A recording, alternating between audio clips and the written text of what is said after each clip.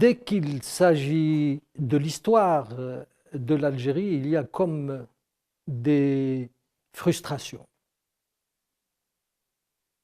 De nombreux Algériens ont à cœur leur historicité, mais il est des zones d'ombre qui excluent toute avancée ou qui l'empêchent à tout le moins. Madame, mademoiselle, monsieur, bonsoir et bienvenue dans le cadre de ce nouveau numéro de votre émission Escale méditerranéenne. Un numéro dédié à l'histoire et à son écriture. Une histoire qui intéresse au plus haut chef le peuple algérien, tant la réappropriation de l'identité historique et culturelle du pays occupe une place importante dans la transformation plurielle de la société algérienne. Pour parler de l'histoire et de son écriture, il m'a fallu donc opter pour un choix délibéré qui consiste à donner la parole à des spécialistes en la matière, à des spécialistes qui font la différence entre les représentations mémorielles et l'histoire dans toute sa splendeur, une histoire qui ne fait aucune concession au pouvoir dominant, tant il est vrai que d'aucuns utilisent son écriture à des fins bien particulières pour justifier telle ou telle orientation, et les exemples dans le monde sont nombreux. Donc pour parler de l'histoire et de son écriture, j'ai fait appel à M. Daho Djerbel, qui est donc professeur d'histoire à l'université d'Alger, qui dirige une revue qui est très importante et que je vous recommande vivement, Naqd, et elle porte bien son nom puisque Naqd veut dire critique, ou si vous préférez, l'appropriation de l'histoire dans une perspective critique objective. Avec nous, c'est Mohamed Corso, qui est donc enseigne l'histoire et qui a été par ailleurs l'auteur d'une excellente thèse sur le mouvement réformiste musulman en Algérie. Enfin, Fouad Soufi, donc historien et qui fut, et c'est très important, directeur des archives nationales. Alors, si vous le permettez, nous allons donc suivre un VTR s'agissant de l'histoire de ce pays. Et donc, je nous retrouve tout de suite après.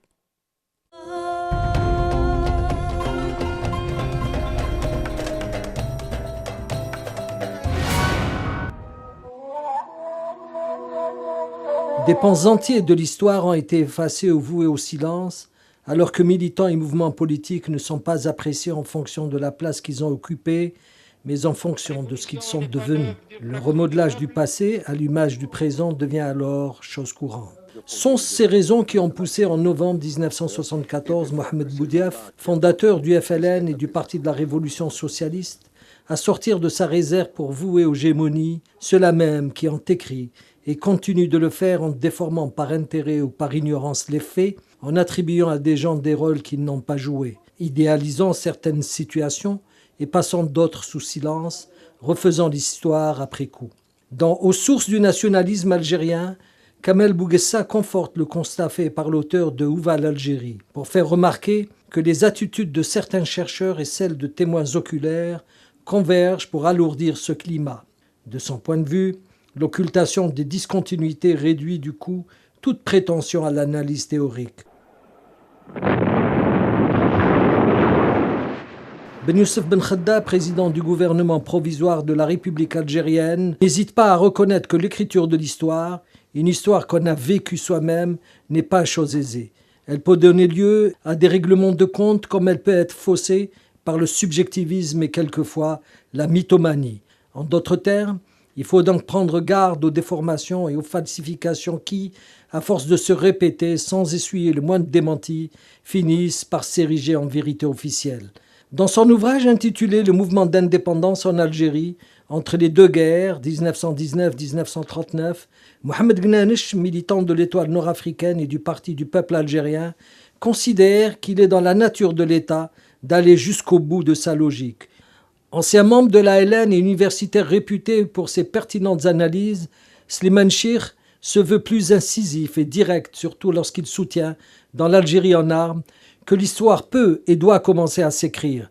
La recherche dans ce domaine est loin d'être achevée, souligne-t-il. Notre espoir est de voir cette modeste contribution susciter de nouvelles recherches et donner l'occasion d'un large débat sur l'histoire récente de l'Algérie, un débat dont la seule passion serait la recherche de la vérité. On serait tenté de croire, confie Slimane Chir, que tout a été dit sur l'histoire de la lutte de libération nationale en Algérie, en considérant la masse imposante des écrits se rapportant à cette période particulièrement riche en événements. Mais que l'on vienne à entreprendre la lecture et l'exploitation de ces informations, et l'on s'aperçoit que beaucoup reste encore à dire. Ce qui est connu et accessible au grand public, voire même aux spécialistes, ne constitue en fait que la partie émergée de cet iceberg que représente la séquence historique de lutte armée allant de 1954 à 1962. Car, soutient la même source, les faits mal ou partiellement connus demeurent nombreux, mais plus remarquable sans doute, estime-t-il, est la proportion considérable des faits déformés par la passion partisane et les interprétations tendancieuses.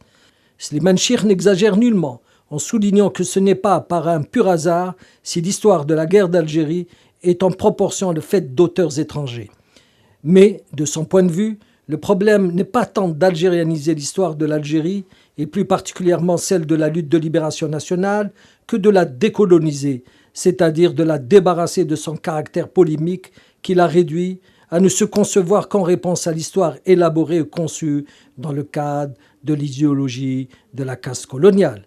Ceci souligné, l'auteur de l'Algérie en armes, faisant preuve d'une remarquable hauteur de vue, invite les principaux concernés à dépasser le niveau idéologique de l'histoire justificatrice pour accéder au niveau de l'histoire critique qui a au moins le souci de l'auto-justification que celui de l'autocritique, qui songe moins à se déterminer par rapport à l'autre qu'en fonction de soi, en dévoilant sa propre réalité, avec sa grandeur et sa misère, avec son unité profonde et ses contradictions internes.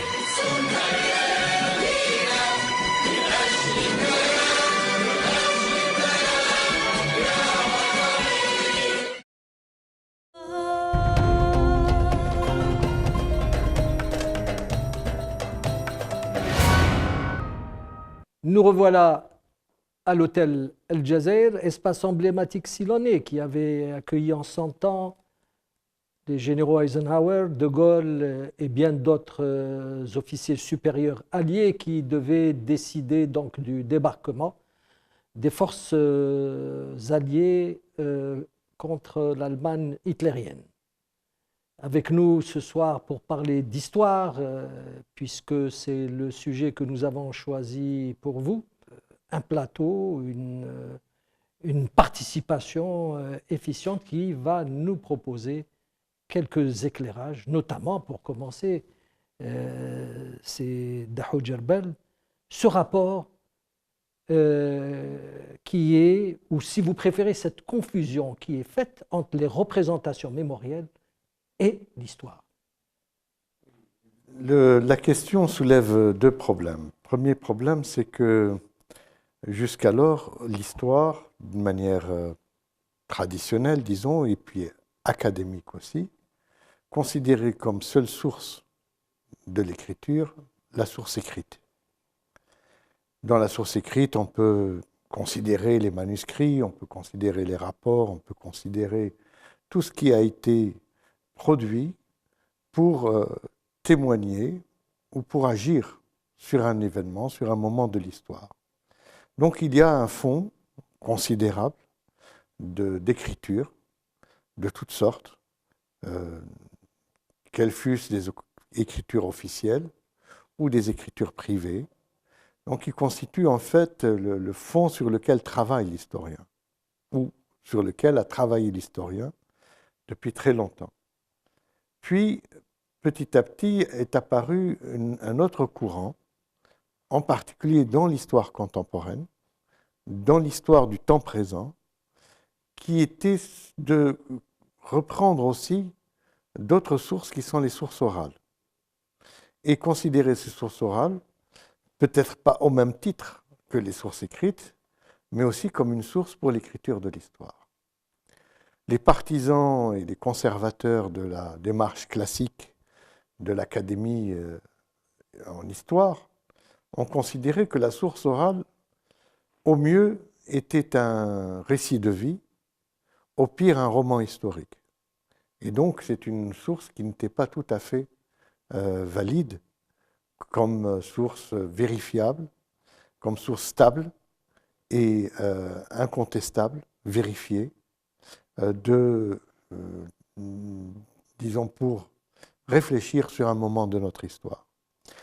Or, si on reste dans ces logiques, on finit par considérer que tout ce qui peut être écrit sur notre histoire contemporaine devrait passer par ce qui a été écrit par les administrateurs civils et par les commandants des unités militaires.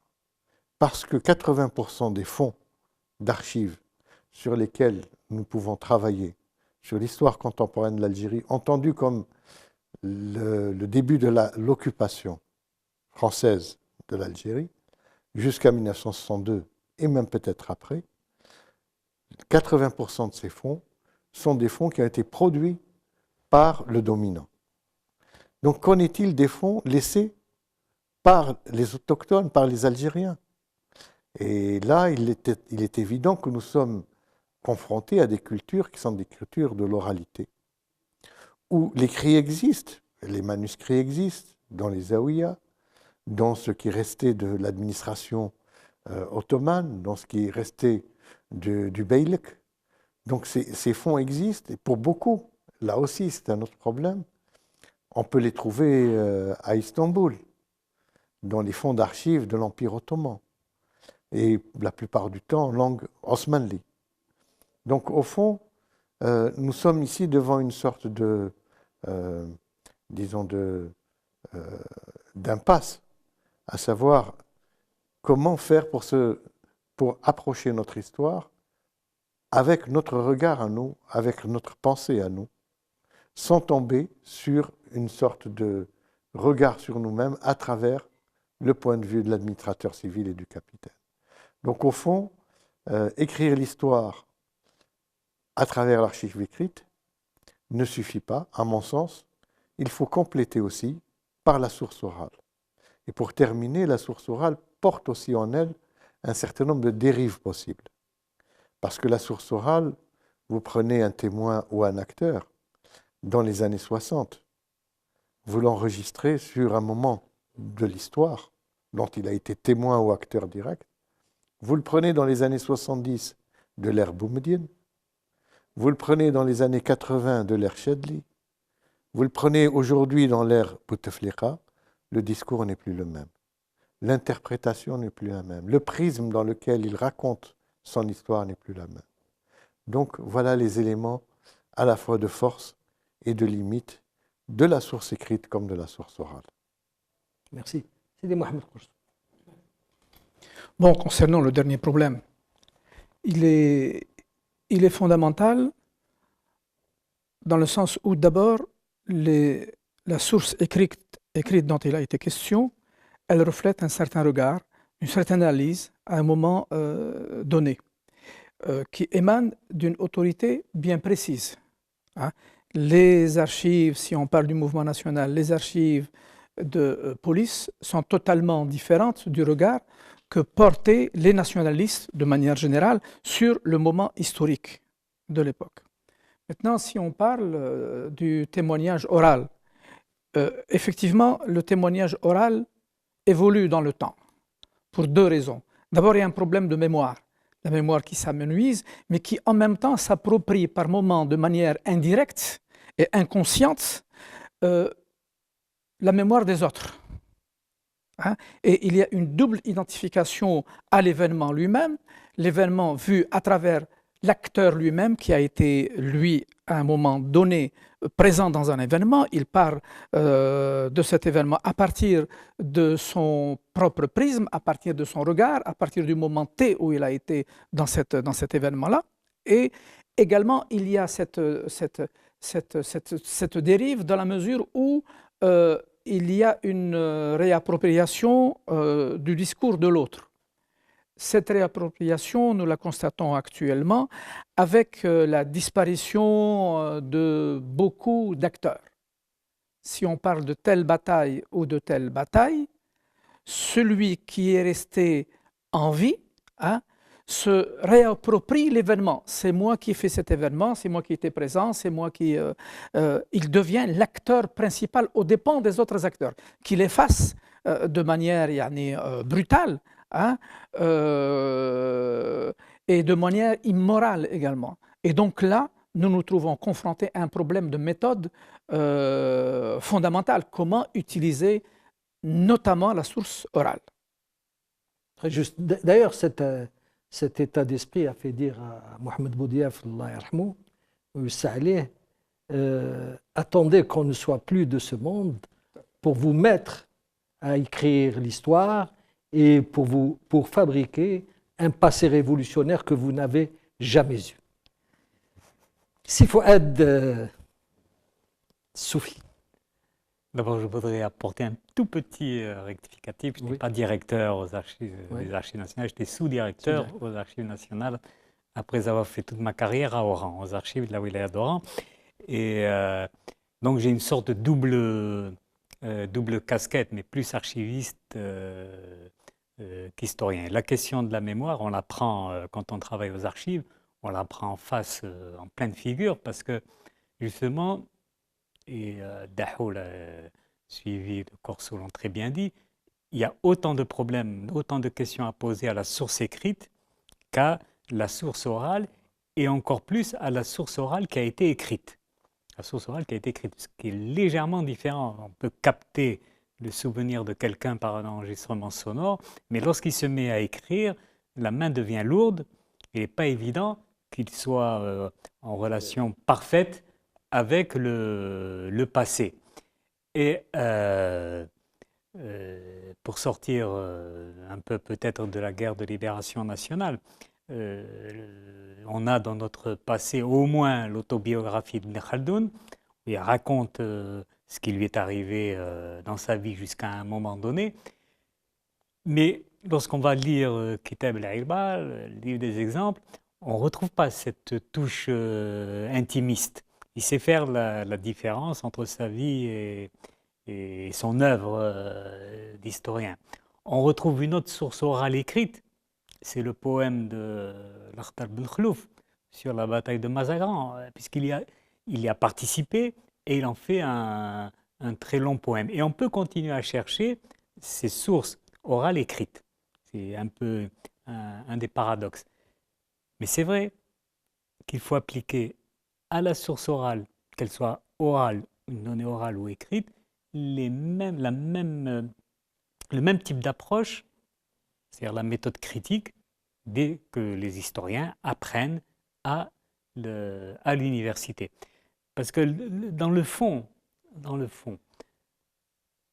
le problème de la critique des mémoires est essentiel lorsque on n'est pas historien et qu'on prend pour argent comptant ce que racontent les témoins, qu'ils aient été acteurs ou pas, parce que très souvent, on tombe sur un témoin, ce qu'on appelle en langage un peu simpliste, c'est l'homme qui a vu l'homme, qui a vu l'homme, qui a vu l'ours. C'est-à-dire qu'en fait, on est sur un degré au niveau 3 de l'information.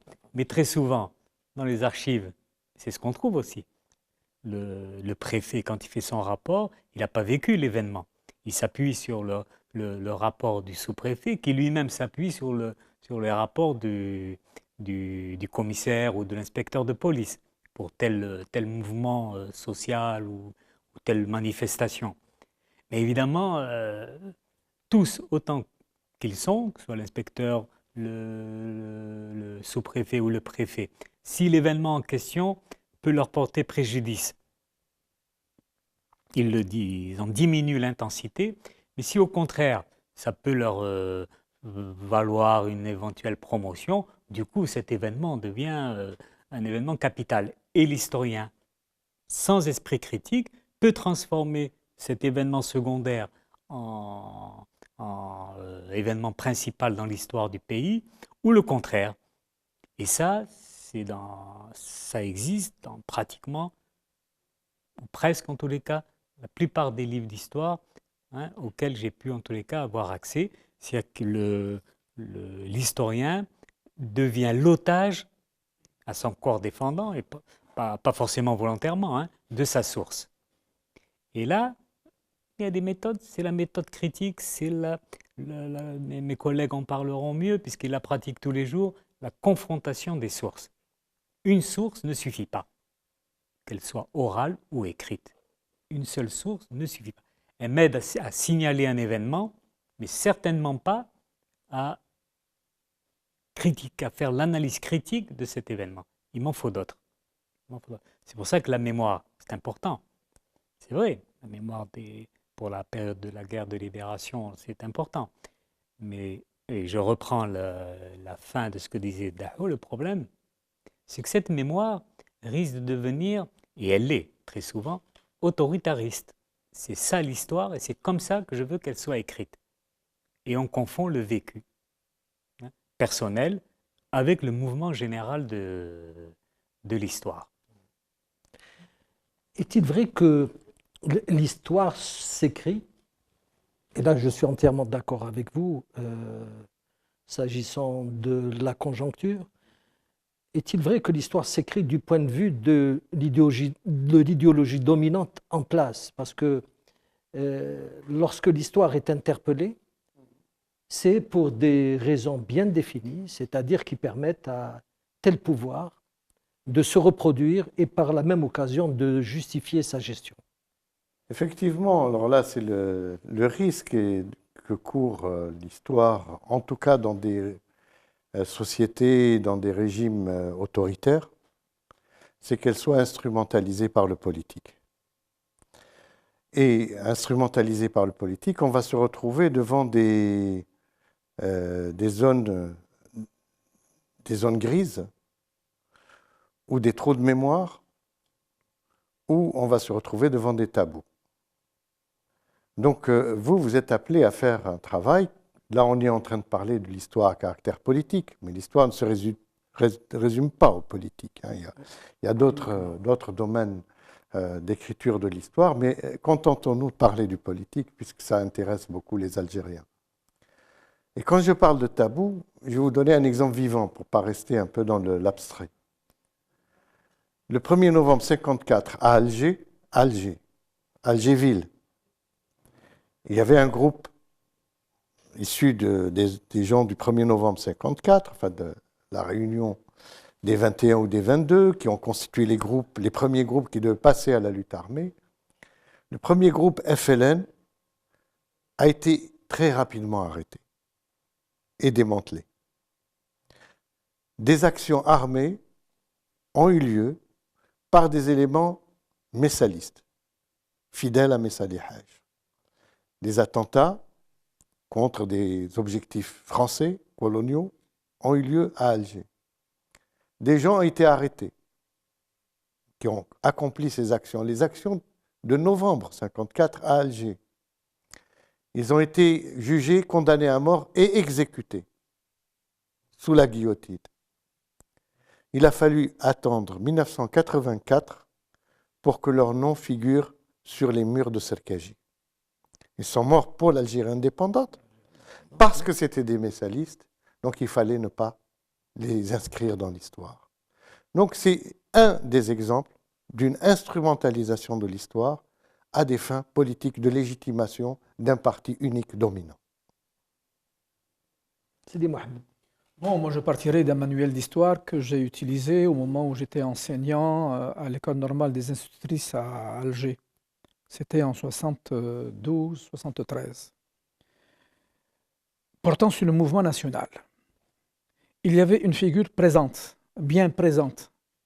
C'est celle de Cheikh Abdelhamid Ben Badis.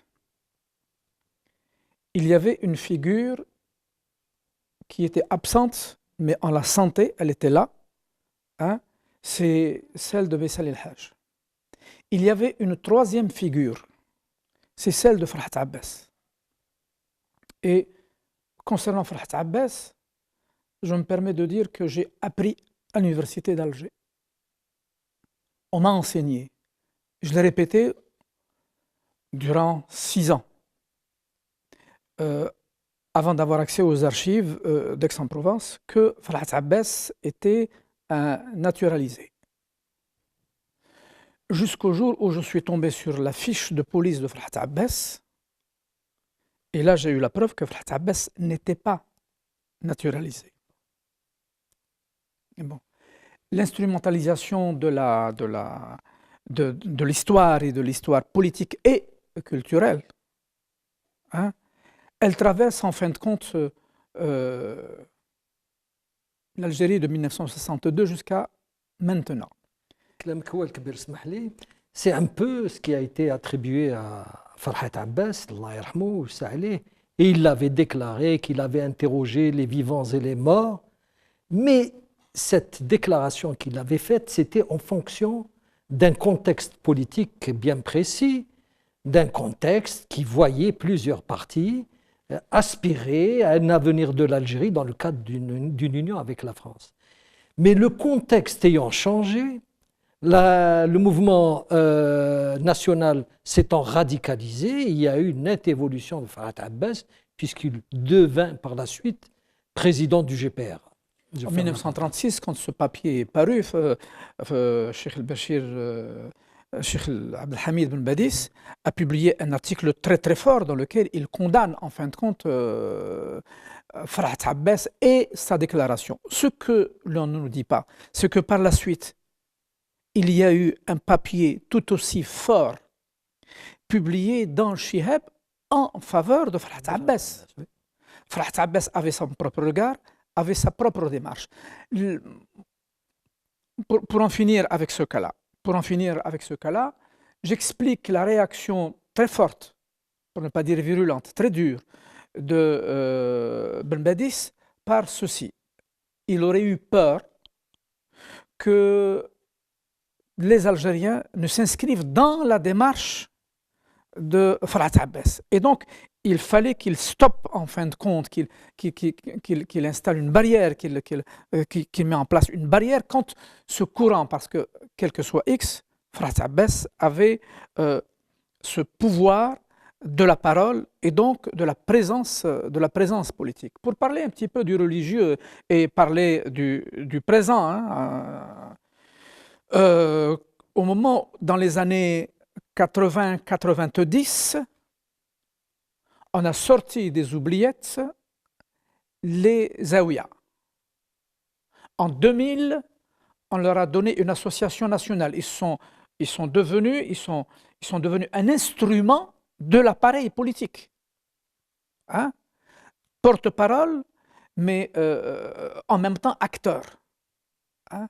Bon, l'historien doit faire la différence, doit faire la part des choses en fin de compte. Hein?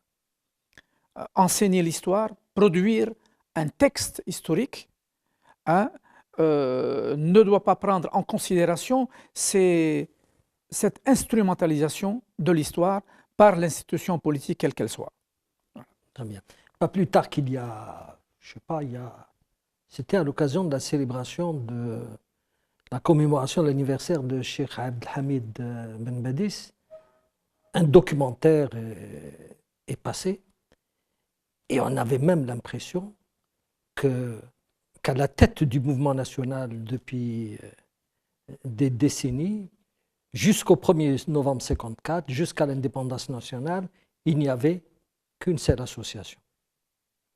Jamaït al-Ulama en l'occurrence.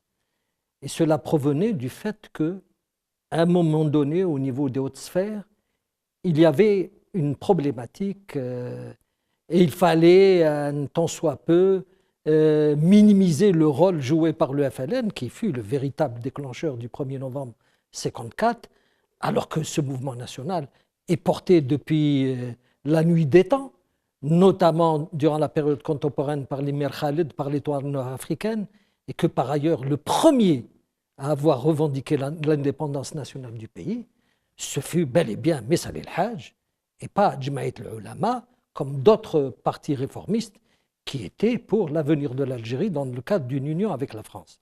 Alors, on se demande pourquoi, à un moment donné de l'histoire, au lieu de s'en tenir à l'historicité d'un peuple, on invente des choses et qu'on enseigne d'abord à nos enfants, et que ces enfants, à un moment donné, se trouvent pris au piège, ils n'ont plus de repères, ils ne savent plus à quel sein se vouer.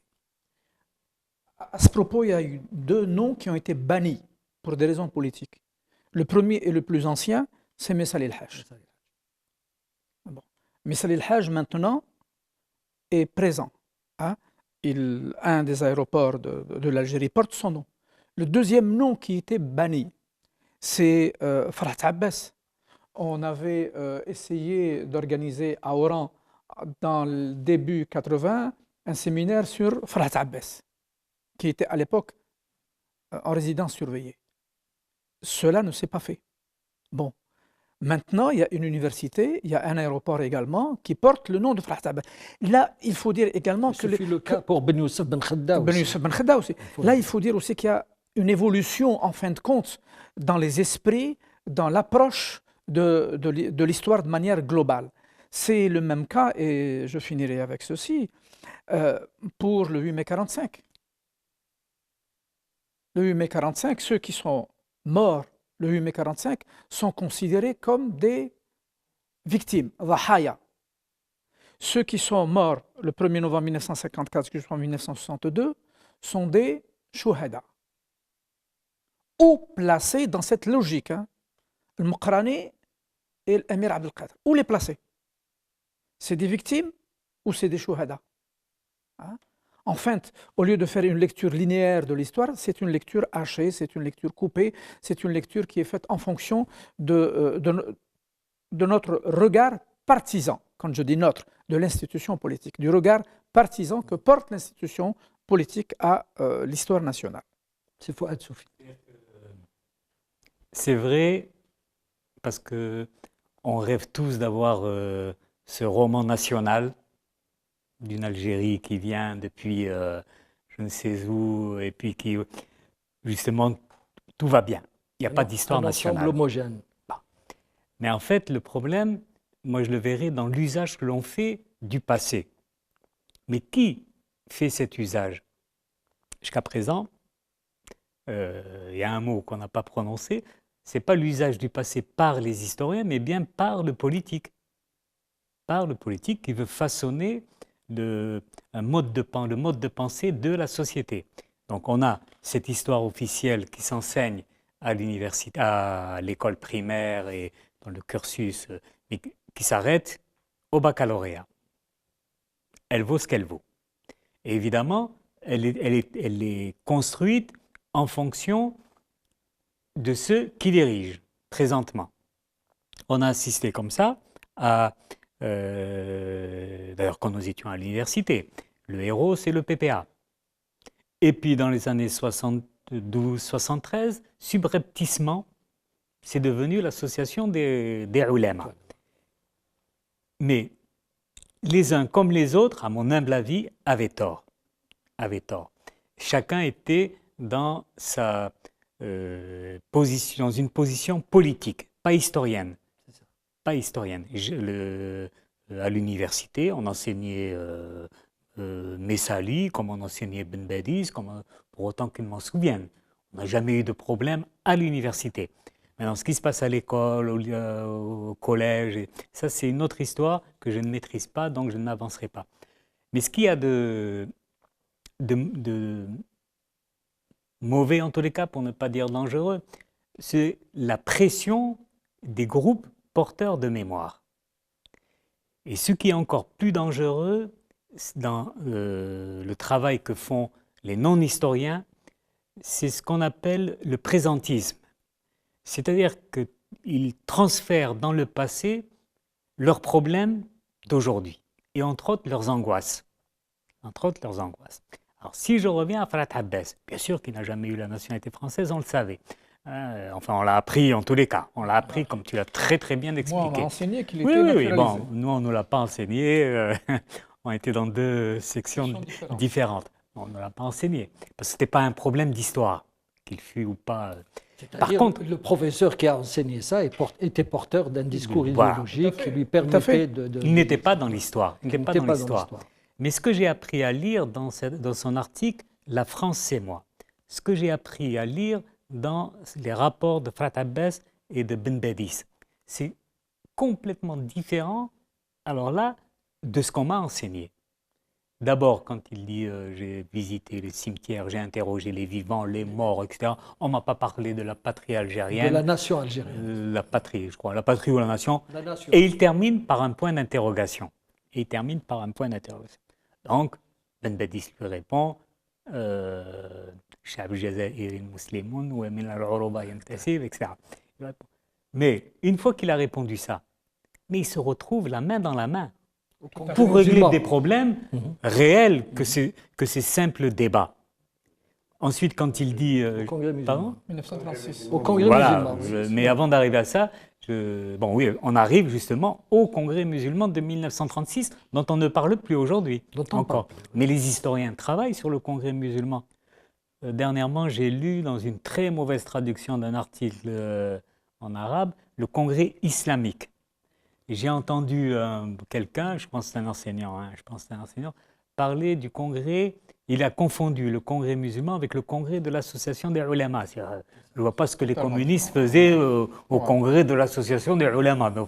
31 et 36, il y a quand même quelques années. Non, mais puis, ce Congrès musulman, il fait référence directe au Congrès national indien et au Congrès national africain auquel a appartenu Mandela. C'est dans le même type d'interrogation. Musulman, parce que c'est la nationalité musulmane. C'est comme ça qu'on nous désignait, et vous me contredirez.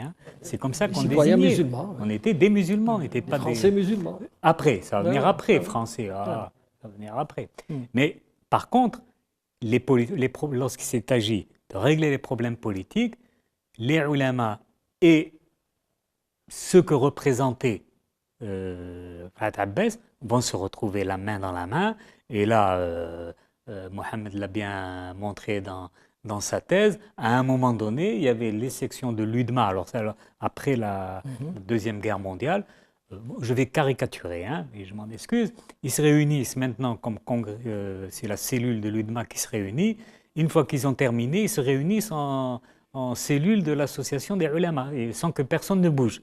C'est-à-dire que c'était les mêmes, parce que socialement, ils appartiennent en fait à la même composante sociale. Ils ont les mêmes origines sociales, ils ont les mêmes intérêts à défendre, la même vision de l'avenir de l'Algérie, etc. Donc c'est pas vrai, il n'y avait pas d'opposition de front. L'opposition, ça va être avec d'autres partis politiques. Et le Congrès musulman mobilisait aussi le Parti communiste. Oui, il mobilisait tout le monde. Qui étaient toutes les... Les représentants de l'administration. Voilà. Tout le monde, y compris ceux qui existaient comme Étoile nord-africaine. Parce que ce n'était pas un grand parti, c'était des petits jeunes. Ils étaient observateurs, ils n'étaient pas membres. Alors, l'Étoile nord-africaine. Ah non, pas du tout. Et ils assuraient... Ni Boras, ni Mastoul, ni Mzerna quand même. Ni Mzerna. Si, Mzerna, il y était.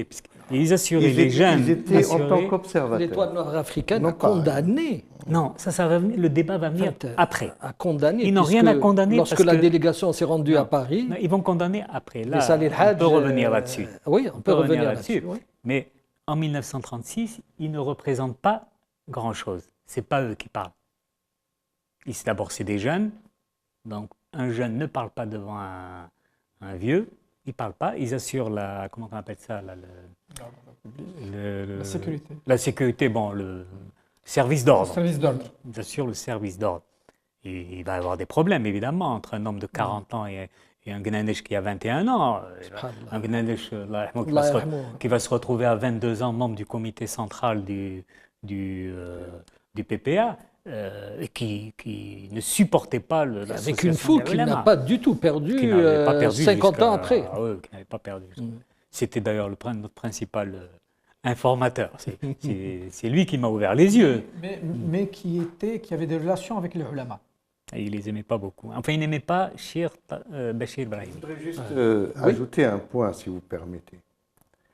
J'enseigne cette partie de l'histoire à mes étudiants depuis des années.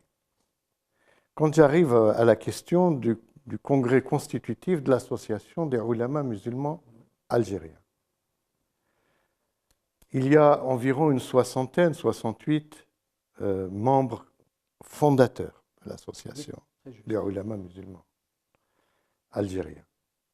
Je dis à mes étudiants dans un amphithéâtre où il y a plus de 100 étudiants, je leur dis, s'il vous plaît, citez-moi 5 noms des membres fondateurs en dehors de Ben Badis, Brahimi, Tbessi. Ben Badis qui n'avait pas assisté à l'Assemblée générale constitutive. Attendez. Ouais. En dehors des 5 noms qui sont appris à l'école et dans les lycées. Ouais. Donnez-moi 5 autres noms parmi les membres fondateurs. Personne dans l'amphithéâtre ne me donne un nom de plus que ces noms-là.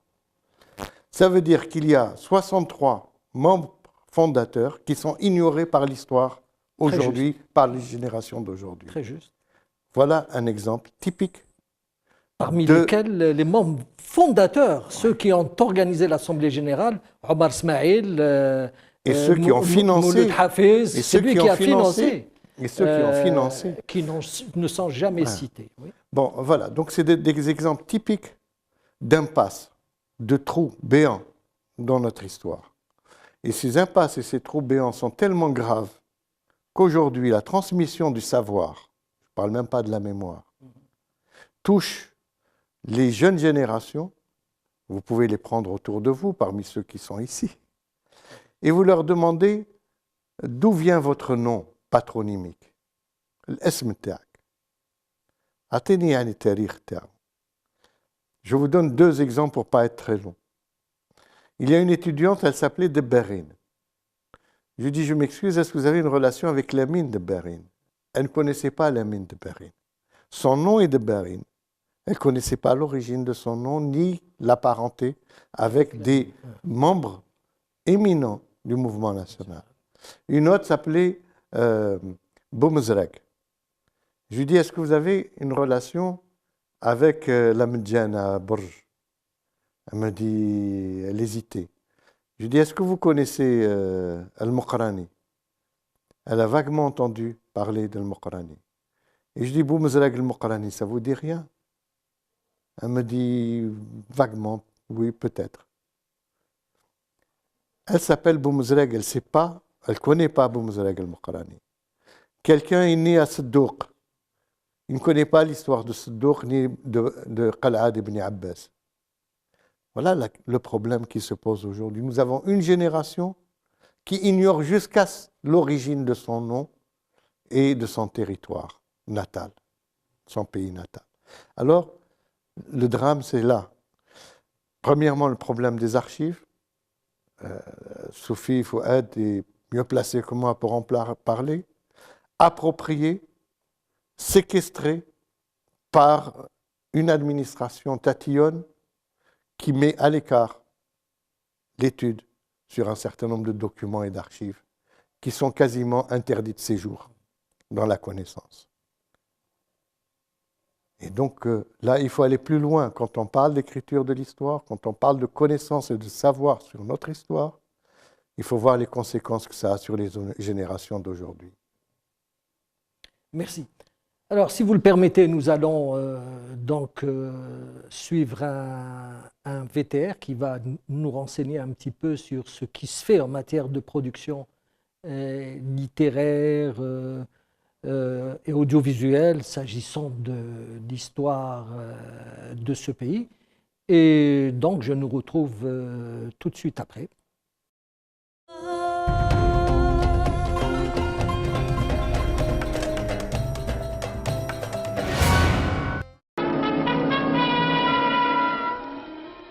Et c'est dans les maquis que verra le jour le cinéma algérien, Un cinéma qui allait accorder une place tangible à l'identité historique et culturelle d'un peuple, soucieux de se retrouver, de se préserver et de s'assumer librement. Dès 1956, le congrès de la Soumam avait jeté les bases d'une réflexion sur la nécessité de mobiliser tous les moyens de communication au service de la cause algérienne. Interpellé par ses convictions anticolonialistes, René Vauthier allait à l'initiative de Abban Ramdan, un des chefs historiques du FLN, favoriser la naissance d'une structure de formation susceptible de doter la révolution nationale d'une mémoire visuelle. Bien sûr, il y a lieu d'ajouter la création des archives du cinéma de l'Armée de libération nationale. Mon capitaine. Le recouvrement de l'indépendance nationale va sans doute permettre au cinéma et la littérature de tenter de contribuer, avec des moyens qui leur sont propres, à l'écriture de l'histoire de la Révolution nationale. La représentation de l'histoire du mouvement national par l'image et l'écrit a-t-elle réellement occupé une place privilégiée dans les préoccupations des cinéastes et des appareils idéologiques d'État? Coincé entre la fiction et la réalité, le film algérien n'a pratiquement jamais pu ou su, c'est selon, au cours des décennies ayant suivi l'indépendance, faire preuve historique, ce qui n'a nullement empêché la représentation de la guerre de libération nationale par l'image, estiment certaines sources, de donner à l'Algérie des films de qualité. C'est ainsi que de 1962 à 1970, ils porteront à l'écran les faits les plus marquants de la Révolution nationale. Des œuvres aussi émouvantes que prestigieuses voient le jour, alors que des films comme Les Hors-la-Loi de Tawfiq Fars, L'Opium et le bâton d'Ahmed Rachti ou Décembre de Mohamed Lakhdar Hamina ne sont pas compris dans cette filmographie, tant il leur est reproché d'emprunter le plus souvent les archétypes en vigueur dans les westerns américains, où le rôle du peuple est sacrifié sur l'autel de l'héroïsme individuel. Un constat que partageait l'intellectuel algérien Mustafa Al-Shraf, pour qui l'héroïsme dans sa conception individuelle, fracassante et sa finalité souvent gratuite et romantique, a contribué à perpétuer un nationalisme anachronique qui détourne les gens des réalités nouvelles et du combat nécessaire en vue de transformer la société sur des bases concrètes, en dehors des mythes inhibiteurs et des épopées sans lendemain. Que dire alors des nombreux films sur la guerre de libération financés par les services du ministère des Moudjahidines, sinon qu'ils auraient été à l'origine de nombreuses controverses, irriguées par une véritable anthologie de la falsification de l'histoire, au même titre que ces nombreux ouvrages donnant lieu à des règlements de compte quand ils ne sont pas altérés par le subjectivisme et la mythomanie. N'a-t-on pas vu des gens s'attribuer les mérites d'actions qu'ils n'ont jamais réalisées et se faire passer pour des personnages qui n'ont jamais été?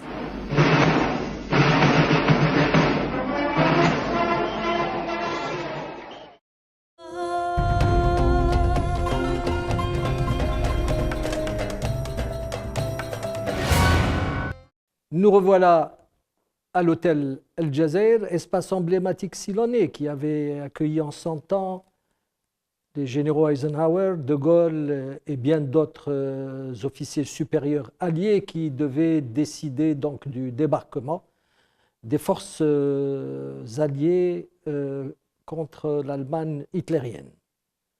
Avec nous ce soir pour parler d'histoire, puisque c'est le sujet que nous avons choisi pour vous, Tahou Djerbel, professeur d'histoire à l'université d'Alger, Mohamed Korso, professeur d'histoire et, j'ai oublié de le dire précédemment, ancien responsable de la fondation du 8 mai 1945, et enfin Fouad Soufi, qui était sous-directeur des archives nationales puisqu'il avait apporté un rectificatif tout à l'heure. Donc on vient de voir un reportage qui nous permet un éclairage sur les productions livresques comme audiovisuelles en relation avec l'écriture de l'histoire. Et bien sûr, à la faveur du débat qui s'est instauré depuis le début de l'émission, nous avons constaté que ce qui faisait défaut, ce qui provoquait cette frustration que j'avais soulignée dès le départ, c'était la difficulté d'accéder aux archives, mais surtout la discontinuité qui caractérise l'histoire du mouvement national. Pour plusieurs raisons, puisque parmi les chefs historiques du mouvement national, de nombreux militants ont refusé de se livrer et de contribuer donc à l'écriture de l'histoire. Plusieurs historiens se sont heurtés à cette fin de non-recevoir, et c'est pour cette raison que je profite de cette opportunité pour poser la question de savoir pourquoi cette discontinuité, c'est Dahoud Jerbel. Le terme discontinuité pour moi est peut-être trop large pour pouvoir rendre compte de ce qui se passe en fait dans les savoirs produits aujourd'hui sur notre présent et sur notre passé. L'un des grands problèmes aujourd'hui, c'est que les institutions qui seraient chargées de conserver, disons, la mémoire, de conserver les archives, sont si peu développées et elles sont si fermées sur elles-mêmes que se pose la question des transmissions. Nous avons tout à l'heure abordé la question des transmissions par la mémoire vive, par la mémoire des survivants. Aujourd'hui, le problème se pose de la transmission des savoirs par les documents d'archives.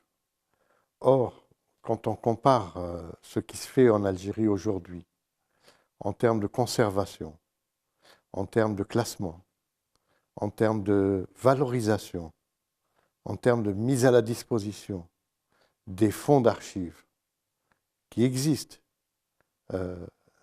par rapport à d'autres pays, d'autres sociétés, nous sommes forcés de constater que nous avons passé 50 ans d'indépendance avec très peu de résultats.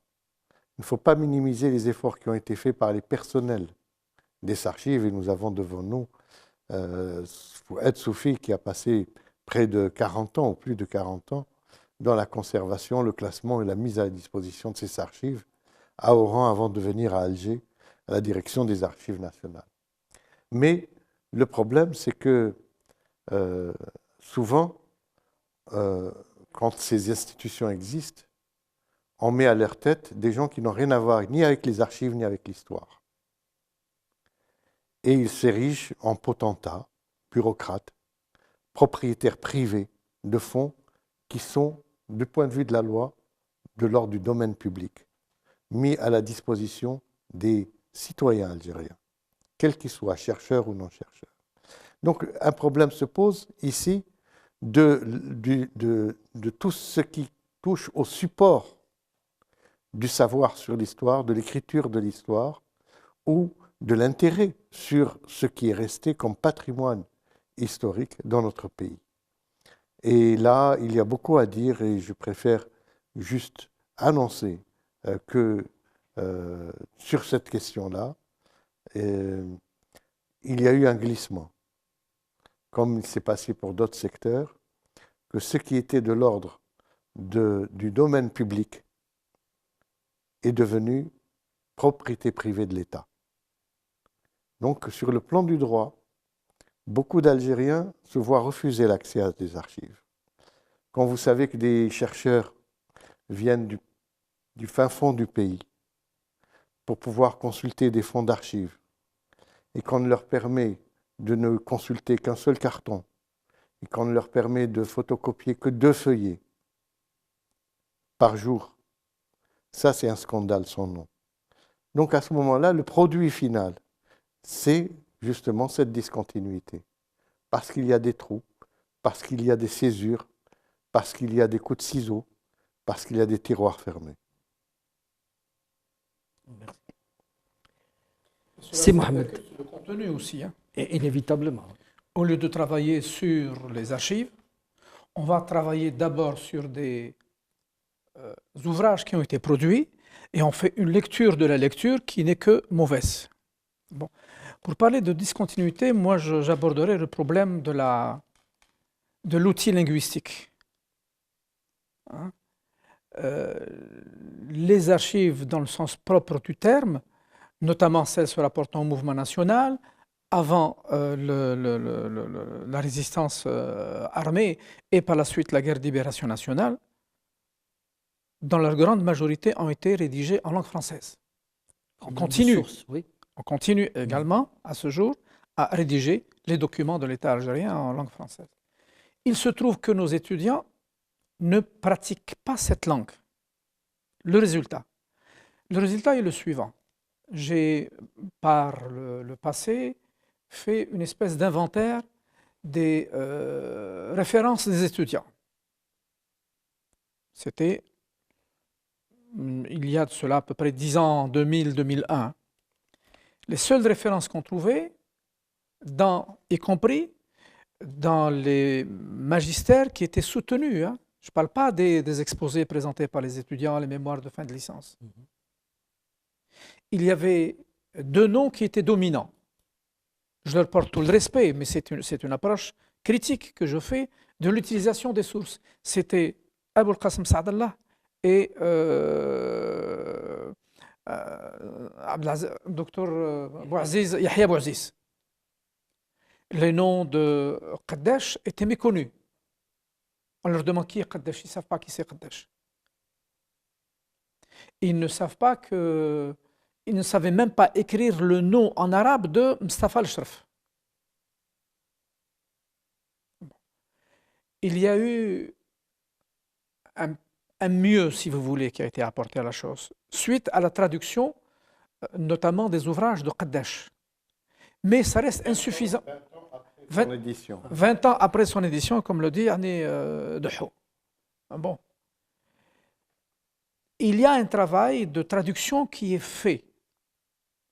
Mais le travail de traduction qui est fait également pêche par des non-sens, par le niveau de la traduction et par la qualité de la traduction. J'en veux pour preuve l'excellent ouvrage de Olivier Lecourt Grand-Maison dans la traduction laisse beaucoup à désirer. Et d'autres encore. Donc, le champ, si vous voulez, de l'écriture pour nos étudiants actuellement est limité. Hein? J'ai des étudiants en magistère, tu as des étudiants en magistère. Bon, quand on leur demande, quand on leur soumet un texte en français, c'est à peine si 2 sur 10 arrivent à le lire. Donc il y a cette discontinuité. Cette discontinuité, je m'excuse de le dire, c'est répercuté également sur la qualité de l'enseignement. Exact. Je prends la responsabilité de dire que les enseignants de ma génération, de vos enseignants, le profil de ces enseignants, nous ne le retrouvons pas actuellement. Ce que nous retrouvons, c'est une espèce de copier-coller, au mieux, une espèce de copier-coller. Hein. Ce qu'on retrouve, c'est que le discours politique qui est dominant fait partie actuellement du produit que nous corrigeons, soit au niveau des mémoires de magistère, soit au niveau des thèses de doctorat. Et alors, il y a une espèce d'interpénétration entre le vocabulaire politico-historique et le vocabulaire historique. Donc, nous sommes devant une situation qui est très sérieuse, qui appelle une halte. Je prends la responsabilité de le dire, hein, qui appelle une halte, qui nécessite de faire un diagnostic. Cela étant, ce n'est pas la catastrophe, parce qu'il y a des étudiants brillants qui font des thèses brillantes, qui arrivent à maîtriser la langue française en un moins de temps parce qu'ils ont cette volonté. Or, cette volonté n'existe pas actuellement de manière générale, parce que d'abord les étudiants sont affectés d'office dans telle et telle discipline. Ils sont là pour passer le temps, pour avoir une licence et après on verra. Et c'est ainsi qu'on a retrouvé beaucoup de nos étudiants qui ont ouvert des commerces, qui travaillent dans des entreprises publiques ou privées, qui n'ont rien à voir avec leur formation. C'est ça, en fin de compte, cette discontinuité qui est extrêmement dangereuse. C'est vrai que l'accès au département d'histoire par rapport au bac se fait dans les moyennes les plus basses. Oui. Comme d'ailleurs en bibliothèque. C'est comme pour les langues étrangères. Et comme surtout, pour ce qui nous intéresse, en bibliothéconomie, qui est censée former des archivistes. Mais je voudrais commencer pour répondre à votre question par une anecdote. On m'appelle à la salle de lecture des Archives nationales, on me dit il y a une étudiante qui vous cherche. Bon, je vais la voir, je ne la connais pas. Elle me dit c'est mon prof qui m'envoie vers vous, je veux travailler sur les lois foncières, l'application des lois foncières en Algérie. Bon, c'est bien, vous lisez le français? Non, ma copine lit le français. Quelque chose qui ne va pas. J'ai déjà le français juridique, je vous rappelle, tout le monde ne le comprend pas. Je lui explique. Tout le monde ne comprend pas. Et encore moins les lois, elles sont dures à lire. Il m'a dit non, ça ne fait rien. Je lui ai dit, vous avez lu Ageron? Non. Enfin, il a été traduit en arabe. Ah, elle m'a dit oui, mon binôme l'a lu. Votre binôme l'a lu et, et vous avez compris. C'est ça. Bon, là, j'avais fait une méchanceté. Mais enfin, il dit, mais enfin, vous êtes d'où? Elle m'a dit, je viens de Tébessa. Ah, je dis, c'est un excellent sujet. Gardez votre sujet, mais travaillez sur Tébessa. Au moins, je suis sûr que vous apporterez quelque chose à la connaissance de l'histoire. En fait, oui, il y a un problème de transmission. Et tu l'as très bien décrit, parce que d'abord, il y a un problème de langue. Oui, il y a un problème de transmission. Tu l'as très bien décrit. Mais moi, ce que je clame, ce que je dis chaque fois quand l'occasion m'est donnée, c'est qu'il n'y a pas de revue d'histoire. Ou du moins, il n'y en a qu'une seule, qui paraît comme ça, de temps en temps. Et encore faut-il le savoir quand elle paraît. Il n'y a pas de revue d'histoire. Là commence le problème de la transmission, ce qui signifie à mon sens, il n'y a pas de débat sur ce qui se passe dans le monde des historiens. Il n'y a pas d'échange. Il y a des colloques, alors on est invité, on n'est pas invité, ça dépend des affinités, ça dépend du thème probablement. Quoique j'ai eu affaire une fois à une dame qui est médiéviste et qui était venue me voir aussi, parce qu'elle voulait travailler sur les essais nucléaires. J'ai dit, Choupi, vous allez laisser tomber un sujet extraordinaire pour rentrer dans des considérations que vous ne maîtrisez pas. Les essais nucléaires, elle me dit, oui, mais il faut bien que je prenne la parole un jour devant un public. Parce qu'il n'y a plus de colloques sur la période médiévale. Ou alors je me trompe. Je ne sais pas. Ça n'existe plus. Les seuls colloques qu'on organise chez nous depuis une vingtaine d'années, ça ne date pas d'aujourd'hui, c'est autour de en général autour de la guerre de libération nationale. On a commencé par le mouvement national, maintenant ça s'estompe, il y a de moins en moins d'ailleurs de colloques ou de journées d'études sur la période antérieure à 1954, à vous de me contredire. Hein. Donc du coup, il y a des tas d'historiens qui à la limite n'ont plus rien à faire, sinon enseigner. Quand j'ai fait mon travail sur donc ça c'est le problème de la transmission. Et avant d'arriver à la question des archives, j'ai fait une parenthèse, j'avais fait un travail sur la pratique de l'histoire chez nous. Et j'avais évoqué, heureusement que ça a changé depuis, bon, si on veut bien, des ministères de la vérité historique. C'est-à-dire qu'on a un ministère qui s'occupe de la période ancienne, un ministère qui s'occupe de la période médiévale, puis plus rien, et un ministère qui s'occupe de la période du mouvement de la colonisation, disons, mouvement national et de la période chrétienne Si, ça fait rien. Je parle de période de la division 4, ancienne, médiévale, moderne et contemporaine. Mais tout à l'heure, d'ailleurs, c'est quand tu as parlé de trou. Il y a un trou. Il n'y a aucun ministère ne s'intéresse à la période moderne, c'est-à-dire la période ottomane. Il n'y a pas de centre de recherche, il n'y a pas de... Ce trou est laissé en quelque sorte en jachère, mais il est laissé à la libre exploitation de l'université. Pourtant, Il n'y a que le ministère. pourtant nous avons formé, nous avons envoyé des étudiants en Turquie. C'est l'université qui Ouais, s'en occupe. ouais, ouais. Mais on peut se demander de quand date le dernier colloque sur la période. 1950, j'en sais rien. Ça se passe en Tunisie. Je ne sais pas de quand on a organisé un colloque sur la période ottomane. Je ne sais pas. En tout cas, ce qui est sûr et paradoxal, c'est qu'à ma connaissance, je le dis sous le contrôle de mon ami Mohamed El-Qorso, la génération formée dans les études ottomanes en Algérie est l'une des meilleures générations. Alors, je voulais arriver à c'est ça. ça le paradoxe. Je voulais arriver à ça.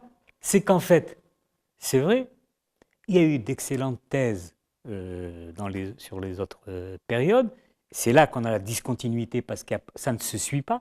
Par contre, les plus belles thèses, elles ont été faites sur cette période et, si vous le permettez, messieurs, très souvent par des dames. Pourquoi? Ça, c'est à vous à répondre. Comme par hasard, il y a eu beaucoup de dames. Ça ne veut pas dire qu'il n'y avait pas eu des dames sur les autres périodes, mais elles ont eu la chance. Et enfin, la question maintenant, je passe sur ça, j'aurais eu d'autres remarques. Si, quand même, la pratique sociale, c'est-à-dire qu'on parle beaucoup de sortes de censure, de tabous, etc. Mais quand le mouvement associatif, après 1988, s'est lancé dans l'histoire, il n'a fait que reproduire les mêmes tabous, les mêmes préoccupations que ce qu'on appelle, à mon avis abusivement, les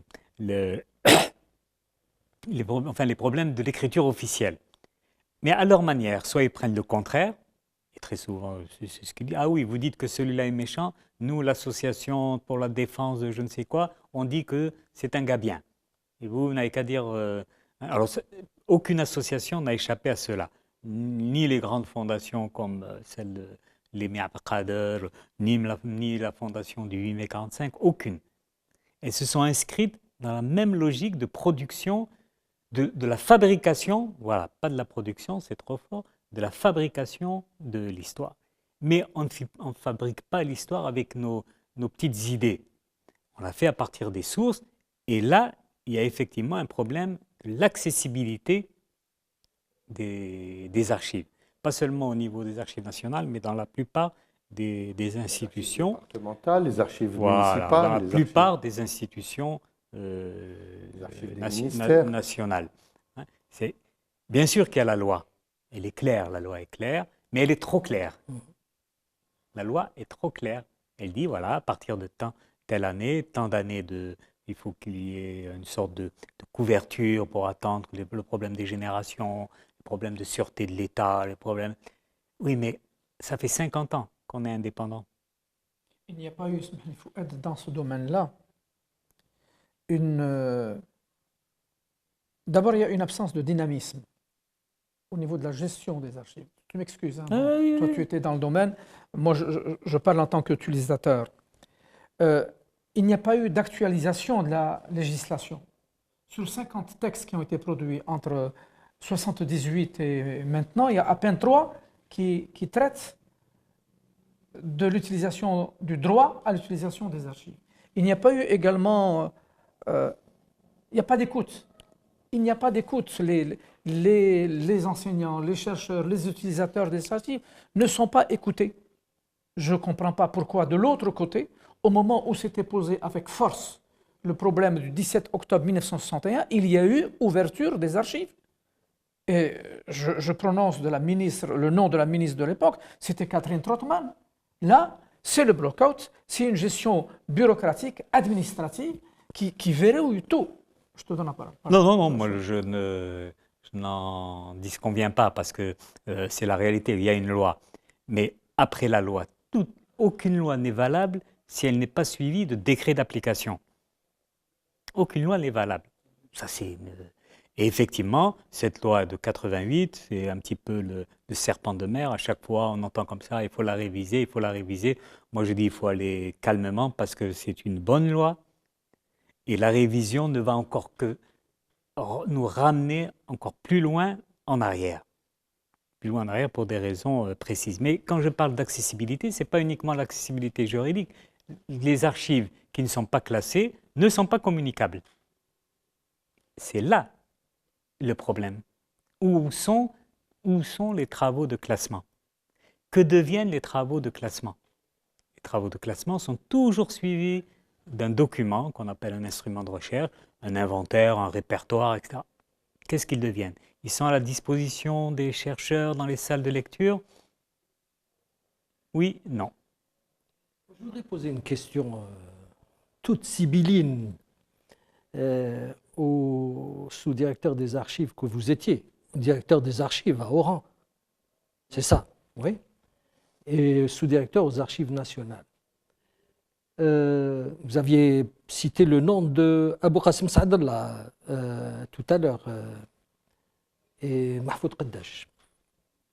Je travaille sur un ouvrage, Le vieil Alger ou le passé recomposé. Et j'ai été amené à découvrir que contrairement aux idées reçues, aux écrits de Abou Qasim Saadallah et de Mahfoud Qaddash, le cercle du progrès, Nadi Tarqi, qui existe, et c'est lui qui a abrité l'Assemblée générale de l'Association des Ulama. Que ce Nadi Tarqi a été créé non pas par Jamaït al-Ulama qui n'existait pas en 1927, Oui. mais par la bourgeoisie citadine algéroise, par les grandes familles d'Alger. Et du coup, le document, je l'ai vu de mes propres yeux, indépendamment des témoignages des familles concernées, les familles Ben Ounesh, Ben Marabat, Ben Siam, Al-Mansali, Bellil, Al-Mouhoub, enfin toutes ces familles qui ont créé cette association. À l'origine, ça devait être un parti politique. Aussi paradoxal que cela puisse paraître. La citadinité qui avait été mise en accusation parce qu'elle serait assimilationniste avait décidé en 1927 de créer un parti politique pour lutter contre la naturalisation et contre le charlatanisme. Et c'est Tawfiq al-Madani. Donc, ils ont décidé de créer ce parti et c'est Tawfiq al-Madani chassé de Tunis parce qu'il militait dans le néo-distour. Donc, il est venu en Algérie et ça s'est passé à Kouba, chez Mahmoud Ben Ounesh. Il leur a dit, attention, si vous créez un parti politique, vous allez susciter une réaction négative de la caste coloniale et vos biens vont être confisqués. Je vous suggère de créer une Jamaïa Khériya. C'est un peu tel Siddiqiya à Tunis. Et c'est ainsi que cette association a vu le jour, et c'est elle qui a accueilli toutes les associations sportives, comme le Mouloudia d'Alger. Et le Mouloudia d'Alger avait son siège là-bas, Al Jazairiya, qui est la première association de musique classique algérienne musulmane, qui est née en 1930, était là-bas. Donc, et ce document, cet arrêté, a disparu. Lorsque j'ai essayé de le retrouver pour le photocopier de manière à avoir une preuve tangible, ce manuscrit, ce document a disparu. Alors, qu'en est-il justement de ces archives qui sont remises par les familles aux différents musées? Qu'en est-il de leur avenir? Attendez, je ne sais pas ce qu'il en est de ce document. Dans la déclaration, il y a toujours, en fait, quand il y a une déclaration, il y a ouverture d'un dossier, mais ce n'est pas un document privé, ça devient un document public, bien sûr. Et ça existe. Il y a à l'époque, mon collègue Omar Hachi avait fait l'inventaire des associations. Donc probablement, il doit s'y trouver. Maintenant, si quelqu'un il ne le retrouve pas lui-même. Si quelqu'un entre-temps est passé et a eu l'indélicatesse de prendre ce document, ça ne peut pas être la faute de l'institution à laquelle il appartient. Ça, les indélicatesses, ça existe, pas uniquement chez nous. À propos de la Casbah, et à propos d'Alger, de l'époque coloniale, disons, du 19e siècle, et surtout du début du 20e siècle. Vous savez que le mouvement de réforme ne s'est pas réduit à des associations à caractère religieux. Il y a eu aussi des écoles libres. Ouais, oui. Et ces écoles avaient des programmes. Et ces écoles avaient des enfants qui étaient inscrits. Ces écoles avaient des bienfaiteurs qui finançaient ces écoles. Que sait-on de cette chose-là? Que sait-on de cette période? Où sont les archives? Où sont les documents? Où sont les programmes scolaires? Où sont les manuels? La librairie Rodossé, qui a été la première à imprimer des ouvrages. Alors, donc il y a effectivement, pour revenir à la discontinuité, comment faire pour retrouver notre société, notre histoire, quand il y a de tels trous béants, premièrement. Deuxièmement, il y avait des institutions, des administrations à l'époque coloniale. Chacune, selon les lois qui étaient les lois françaises, conservait ses archives, conservait ses documents. Puis un jour, nous sommes devenus indépendants et ces administrations sont devenues des ministères. Et puis on a voulu gagner de l'espace.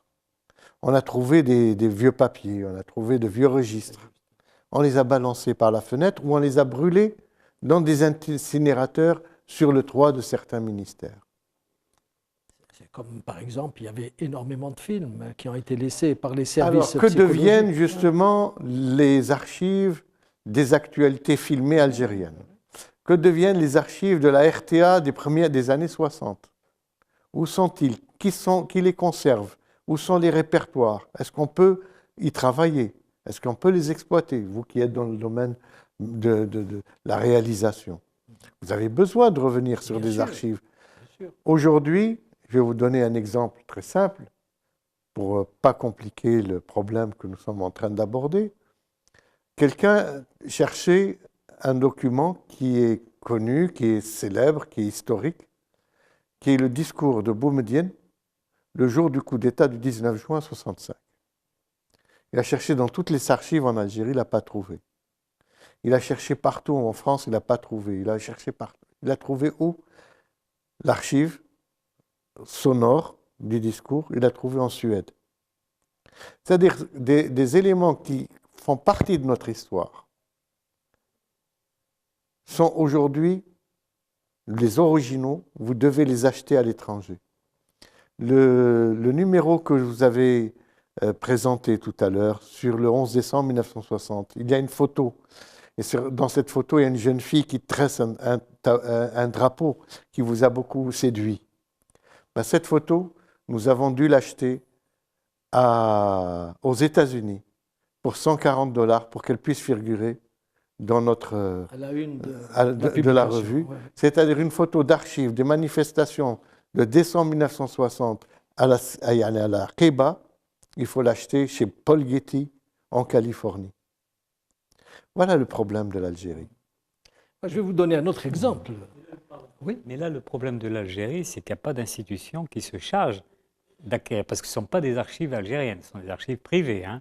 Qui peuvent être récupérées, achetées, rachetées, etc. Il y a une mission de reconstitution, fond. pour le coup, de la mémoire nationale. Alors, ça se fait et ça ne se fait pas. Ça se fait et ça ne se fait pas. Si j'ose dire, faut bien que je dise une méchanceté, là, il y a longtemps que je n'en ai pas dit, tout dépend des frais de mission. Donc ça se fait et ça ne se fait pas. Moi, j'ai un autre exemple à donner. Alors les photos de l'INA, pose la question du fond de Elles sont l'INA. accessibles maintenant. Elles sont déjà accessibles depuis longtemps. Compte paiement, quand même. Elles sont Très accessibles. cher, vous Très payez cher à la en plus. seconde. Ouais. Vous payez à la seconde en devises. Tout ce que vous consultez, vous exploitez dans vos films, vous les payez très cher sur les deniers publics, hein, à la seconde. Et ce que je voulais dire par rapport à l'INA, c'est que voilà ce qui se passe dans notre pays. L'INA, c'est l'Institut français de l'audiovisuel, pour être l'Institut national d'audiovisuel, qui est chargé d'archiver tous les documents audiovisuels de France. L'INA n'existe pas chez nous et c'est très bien. Enfin, c'est très bien. Je parle par égoïsme, non. C'est-à-dire que ce qui se passe,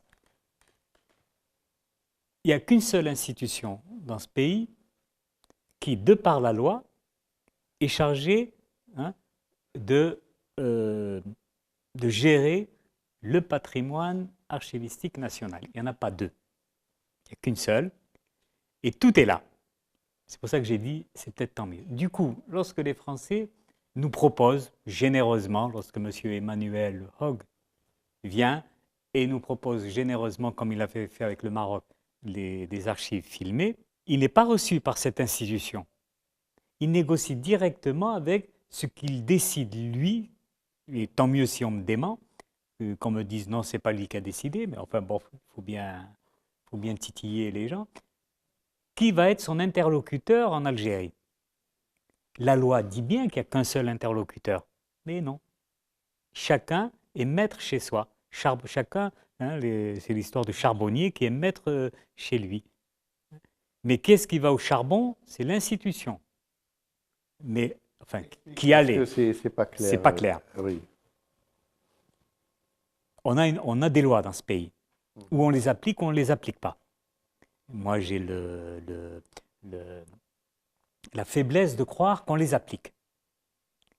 Mais lorsqu'on les applique, sur la question des archives, en réalité, sur la question des archives, on ne les applique pas. Les archives relèvent de la responsabilité exclusive, c'est-à-dire qu'il n'y a pas d'autre institution que l'institution des archives nationales. Bien. Lorsqu'un pays étranger vous propose des archives, à qui va-t-il les proposer? Les archives nationales. Eh bien non, il va les proposer à celui que lui estime être son interlocuteur. Il va discuter avec le directeur de la RTA. De la RTA, vous voyez, j'ai encore 30-40 ans. Il va les offrir à la télévision. Pourquoi? Parce qu'en France, effectivement, les archives de France n'ont rien à voir, n'ont pas cette autorité qu'ont les archives nationales en Algérie. Ils n'ont pas l'exclusivité de la responsabilité des archives. Ce qui fait que dans d'autres pays, dans d'autres sociétés, pour ne pas parler de la France, le nombre des institutions qui ont pour charge la sauvegarde, le classement et la mise à disposition des archives est très ouvert. Pas partout. Non, pas partout. Pas partout. Nous n'avons qu'un seul modèle, c'est celui qui est toujours en face de nous. Et c'est ce modèle qu'on continue à appliquer. C'est-à-dire en face de nous ou de l'autre côté de la mer? Ah, bien sûr. Au nord. C'est le seul modèle que nous continuons à suivre. Or, nous avons des lois qui sont en contradiction totale, formelle, au niveau de la forme et du contenu, avec ce qui se passe au nord. Ça veut dire qu'on est allé chercher l'inspiration ailleurs.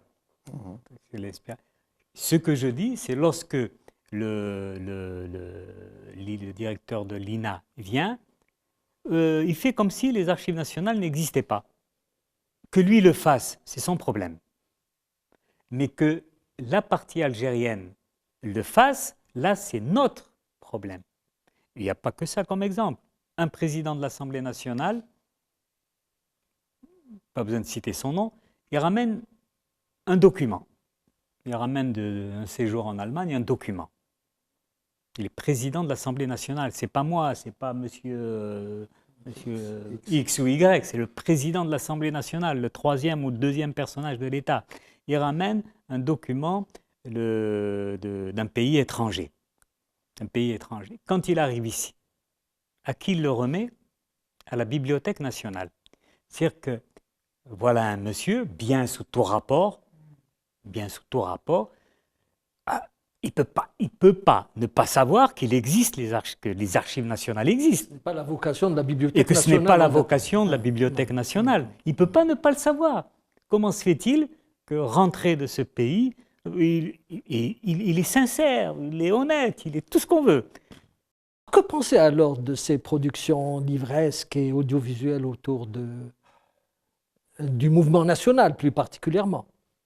Puisque certains pans de la mémoire collective qui datent de l'époque juive, chrétienne et bien avant païenne de l'Algérie, il n'en est pas encore question. Ah, quand même, il y a eu 2 ou 3 livres sur les Juifs d'Algérie, etc. Merci. C'est justement cette production Il y a beaucoup de titres qui sont sur le marché, des témoignages, enfin. Ouais, je voudrais juste faire une remarque sur cette question de la production historiographique, disons, hein, Historiographique, oui. d'une manière générale. Et ça va rejoindre le point de départ de notre discussion. Très juste. Vous allez visiter toutes les librairies d'Alger ou des autres grandes villes du pays. Vous allez voir les auteurs de ces ouvrages. Je peux vous parier que 80% de ces auteurs et 80% de ces productions livresques ne viennent pas de l'université. Très juste. Donc le problème est là. 80%. 80% 90%. ou plus. Si c'est pas Je plus. dis 80% pour être être gentil. modeste. Voilà. Donc le problème est là, il est entier, il est flagrant. Aujourd'hui, la production historiographique, pour ne pas dire du savoir sur l'histoire, se fait hors de l'université. Que se passe-t-il à l'université? Voilà une question que vous devriez vous poser tous, que nous devrions nous poser tous, pour terminer. Il n'y a pas de revue d'histoire. C'est Il y a Universitaire. une revue d'histoire au niveau du département d'histoire, mais qui disparaît, puis qui réapparaît. Là, elle est revenue, elle a réapparu depuis, je crois, 1 année, 2 années, mais elle se caractérise par cette discontinuité dont il a été question tout à l'heure. Et c'est très grave. Ça veut dire quoi? Ça veut dire qu'on n'a pas de souffle et qu'on n'a pas de souffle sur le plan scientifique. Bon. Maintenant, pour un tout petit commentaire sur la production historiographique, je suis tout à fait d'accord avec toi, Duhou. Bon. Mais il y a également des travaux de qualité qui ne trouvent pas d'éditeurs. Alors qu'il y a où se situe- l'Office des publications C'est ce que universitaires, j'allais il faut le dire. Alors, quel est le rôle de l'OPU? Toute la question est là. Toute la question est là. Moi, j'inverse également la chose, hein, en disant que la production qui nous vient, elle nous vient plutôt de l'autre côté de la Méditerranée. Et il y a des noms qui font autorité. Il faut Hein? autorité, c'est vrai. Alors que, Dans des noms d'Algériens dans des noms d'Algériens, qui font autorité dans Tout à fait. l'historiographie, tout à fait. comme l'Amnawar Merrouch, Alors, qui n'est pas connu. et qui est interdit de séjour au département d'histoire de l'Université d'Alger. Quand il vient faire une conférence, on lui interdit. Alors, donc, problème qui est posé, l'Office des publications universitaires, l'OPU, c'est une institution publique, elle a un personnel, elle a une direction, elle a des moyens, mais elle produit rien, quasiment rien, pour compenser ou pour contrebalancer la production hors université du savoir sur notre histoire. Et je finis avec ça. Et quand il y a des productions qui sont publiées, elles sont publiées dans des institutions à caractère ministériel, qui ne sont pas mises en vente, qui sont remis gratuitement, et donc ils ne sont pas accessibles. Et un ouvrage remis gratuitement, on ne le lit pas. On ne le lit pas, c'est vrai. Sauf si on est un chercheur invétéré. Alors, madame, mademoiselle, monsieur, comme vous pouvez le constater, le débat est passionnant. Il reflète on ne peut mieux cette réalité qui consiste à dire que la vie d'un peuple ne peut pas être une chose et son histoire autre chose. Une discontinuité existe bel et bien dans le mouvement national et c'est elle qui pèse de tout son poids sur le devenir, sur le présent et le devenir de ce pays, puisque certains problèmes d'ordre politique n'ont pas encore été réglés et ils datent d'avant l'indépendance. Il est bien évident qu'une émission ne peut pas répondre à toutes les questions que l'on se pose ça et là, mais il est certain qu'Escale méditerranéenne se fera le devoir de revenir sur l'historiographie, l'historicité de ce pays qui mérite nettement mieux que ce que lui est imposé. Je tiens à remercier en votre nom à toutes et à tous les invités de la soirée, et qui sont donc Dahou Djerbel, professeur à l'Université d'Alger, professeur d'histoire, tenez-vous bien. C'est une matière qui a tendance à disparaître Les historiens.